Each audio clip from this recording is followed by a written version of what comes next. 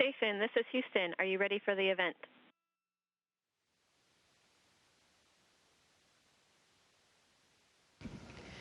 We are ready for the event. Houston ACR, this is Mission Control Houston. Please call station for a voice check. Station, this is Houston ACR. How do you hear me? We have you loud and clear. Please stand by for opening remarks. Welcome from Fairview High School in Boulder, Colorado. My name is Grace Mills, and I'm Fairview Student Body President. On behalf of Fairview, we are so excited to have the opportunity to speak with NASA and members of the International Space Station. We appreciate your time. Without further ado, here are our questions. Hi, I'm Sadie Korngold, and my question is, what did it feel like to see Earth for the first time from space?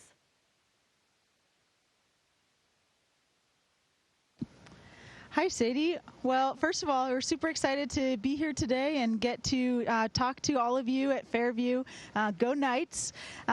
So what was it like to see the Earth for the first time? Man, the Earth is just absolutely gorgeous. It is even more beautiful and even bigger than I could have expected. And every day we just find new marvels and new fun and beautiful things to see on the surface of the Earth. Are there any environmental effects of climate change that are visible from the International Space Station? If so, which are the most obvious?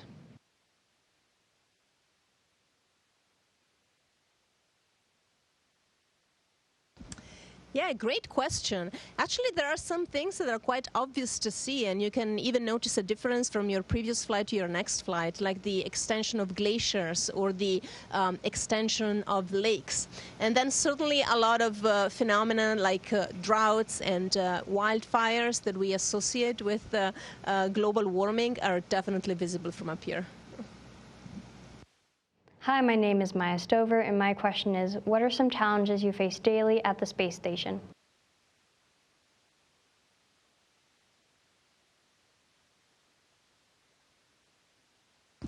Hi, Maya.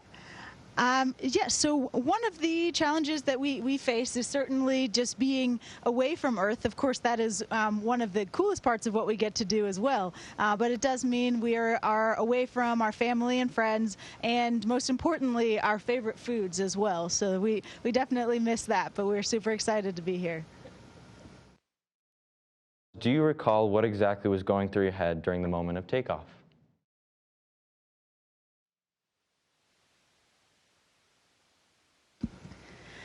Yeah, launch was absolutely amazing, especially for me. This is my first time flying into space. Samantha here has flown more than once, but for me especially, it was just kind of this whole culmination of all of our training and kind of this dream that I've had for a long time. So we're really kind of focused on the operational moment and making sure that we have everything in line and the vehicle is performing the way that it's supposed to.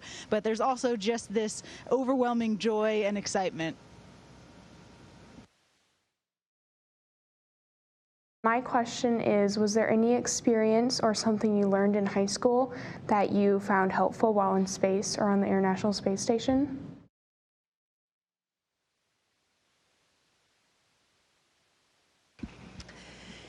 Yeah, it feels sometimes like being in high school, because it's kind of like in high school, it might not feel that way always when you are in that part of your life, but it's a really exciting time because you get to learn so many things and do so many things, from sports to math and English and science. And so up here is the same thing. Every single day we get to do so many diverse things, and we have to be able to learn and master them as much as possible.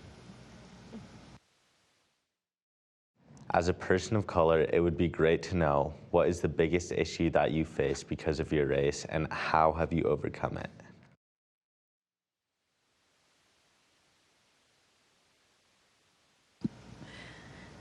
Great question, Gabriel. Certainly I think we all have had our challenges and things that we've had to overcome to get to this point.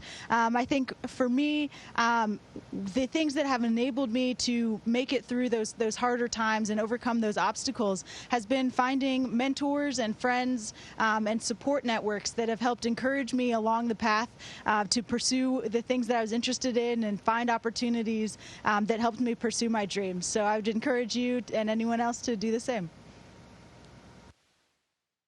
I was wondering, how does working on a team in a confined space and with people from different countries and cultures affect your work and change your appreciation for the discoveries that you are making?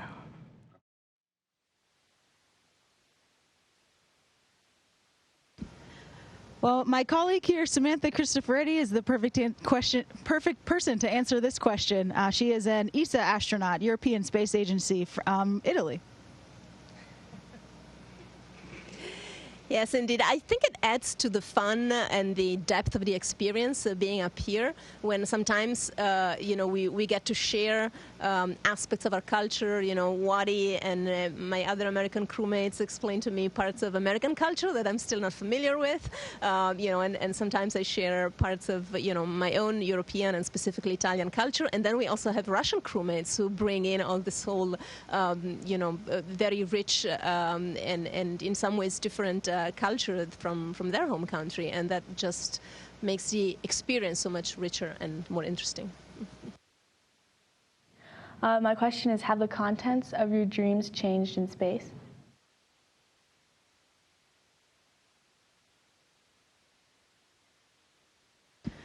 It's an interesting question. I don't think I have really experienced dreams, or at least I haven't woken up and remembered any dreams that I've had. I've actually slept very well in space. We have nice, super comfortable sleeping bags that we sleep in our crew quarters. And inside your sleeping bag, I like to just kind of curl up and just float. And it's super, super comfortable and super easy to get some Z's up here. How many spacewalks have you been on, and have you ever had a problem while on a spacewalk?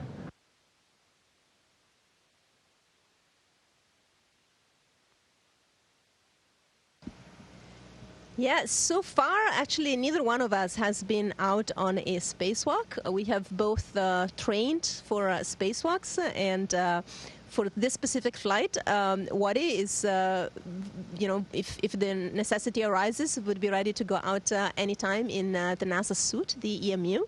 And for this flight, me specifically, I am trained on the Russian spacewalking suit. So maybe, who knows, in a few months from now, we will be able to answer your question. What are some obstacles you face in a heavily male-dominated field?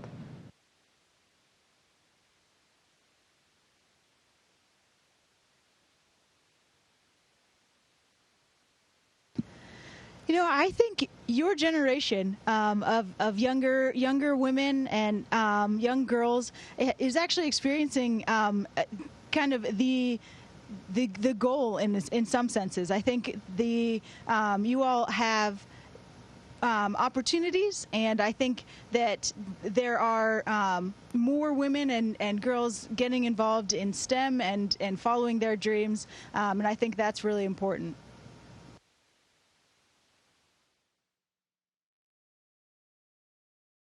My name is Rachel Brennan, and what is the most fun thing about being in a zero-gravity space?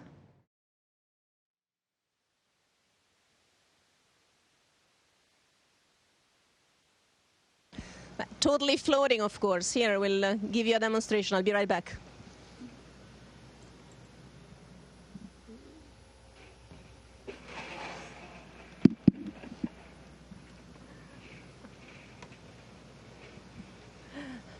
I hope that looks fun, because it's really, really a lot of fun. My question is, have you always known you wanted to be an astronaut? And if not, what inspired you?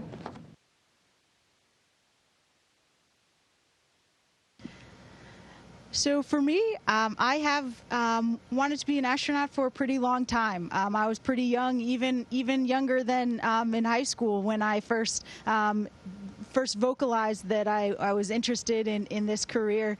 I certainly never really thought that it would actually happen, but kind of just putting one foot in front of the other, just super lucky to be here. What is the coolest thing on Earth that you have seen from space?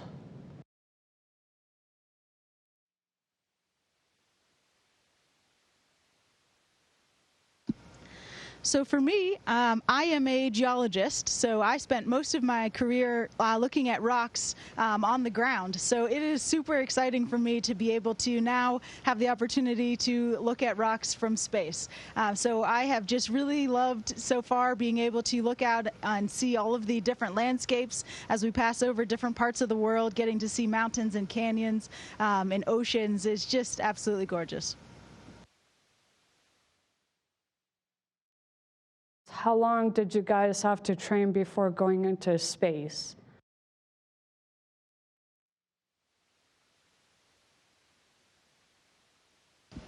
So when you become an astronaut, because astronauts come from different walks of life, but nobody is specifically trained, like, you know, out of college to be an astronaut, we get what's called basic training, which can be between a year and a half, is in my case. I think for Wadi it was more like a couple of years, where you learn the basics. And then when you get assigned to a space flight, then you start your assigned training, where you're specifically training for that mission. And again, that can vary depending, you know, when you get assigned and what role you're going to have. But it can be anywhere between a year to a couple of years.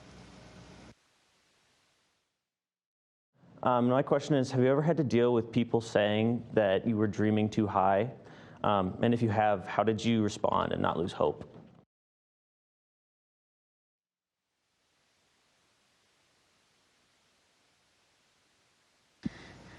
Yeah, and I'm not sure that I ever had anybody kind of explicitly say that type of thing to me, but certainly I am sure that people thought it when I said that I wanted to be an astronaut. But I think, you know, no matter what it is that you want to pursue, whatever you're interested in, I think the way to kind of keep chipping away at it is to just find opportunities to get involved, find internships or opportunities that will just allow you to get hands-on and just continue to pursue this thing that you love. And eventually all of those pieces will come together.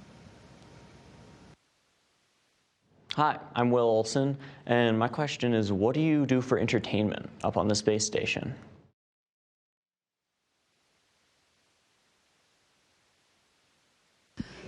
We hang out a lot as a crew, so we like to eat all together at least a couple of times per week.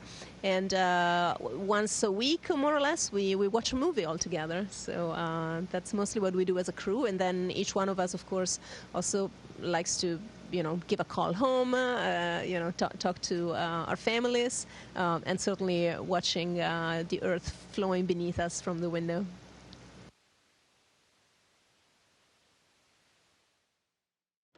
I am Lauren Pat-Wardhan. You both are an inspiration to women everywhere, and as one of those young women, I was curious what advice you have for women who are interested in astronautics.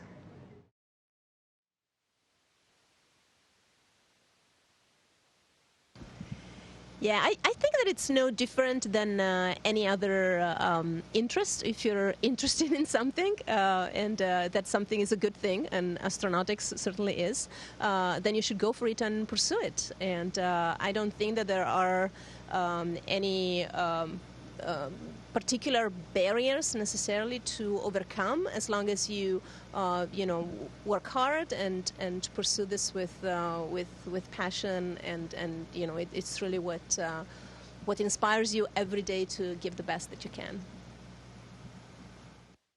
I was wondering what you would want people on Earth to gain most from your experiences as an astronaut.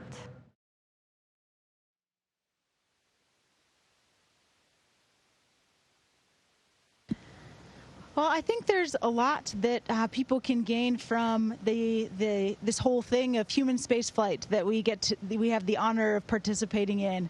I think one of the really important pieces is this international kind of cooperation that we've mentioned so far. This idea of that we can accomplish so much more when we come together, and that we can all use our strengths to benefit the world and to benefit the Earth.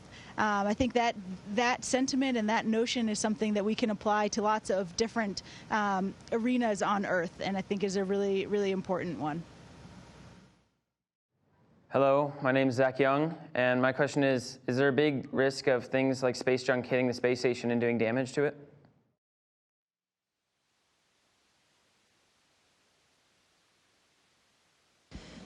Yeah, that's an interesting point you bring up. There is indeed such a risk. However, it's a risk that is very much under control, because there are assets. There's a network of observation instruments that are able to monitor the orbit in which space station flies, and if there is ever even a remote chance that a piece of debris that is monitored and tracked will hit space station, we move space station out of the way. And in the case of smaller debris that are not visible from the ground, that cannot be tracked, all of our modules have micrometeorite protection shields that hopefully will catch them before they are able to fly through the space station and create a hole and a leak. What would your suggestions be for youth that are aspiring to be astronauts or go into fields pertaining to astronomy?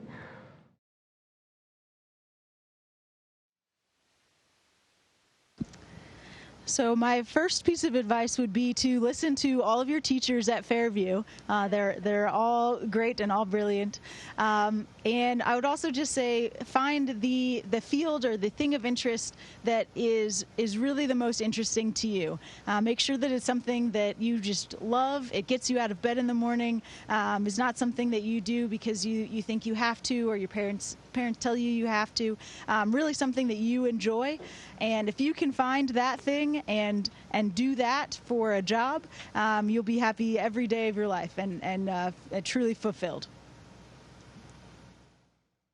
Hi, my name is Emmy Crosdale, and my question is, what is daily life like on the space station?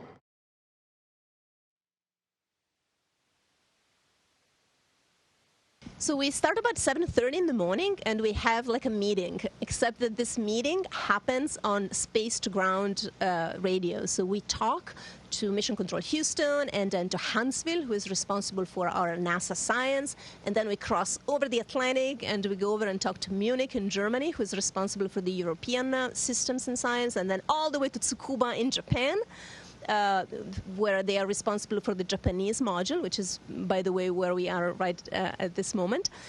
And then our Russian cosmonaut colleagues talk to Moscow. And then everybody goes off to their tasks assigned for that day. It can be science, it can be maintenance, it can be talking to you guys at Fairview, it can be stowage, cargo, sometimes really not very glamorous things like, what he has spent the weekend fixing the toilet. But it's fixed. Yes. It's fixed now.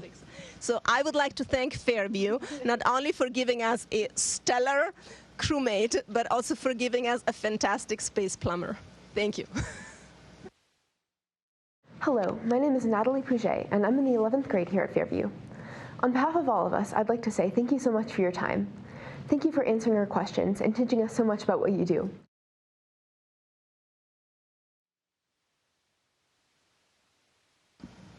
Thank you all so much for your time. It was so great being able to talk to all of you today. Hope you have a great week and a great summer coming up.